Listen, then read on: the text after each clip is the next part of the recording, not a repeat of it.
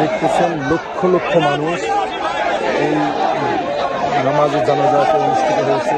হাদির খুব কপাল প্রত্যেকে দিয়েছে উই আর হাদি ভারতীয় আগ্রাসন বিরোধী স্লোগান এখানে চলতেছে এবং আমরা সবাই হাদি হব সেই স্লোগান মুখরিত হয়েছে লক্ষ লক্ষ জনতা।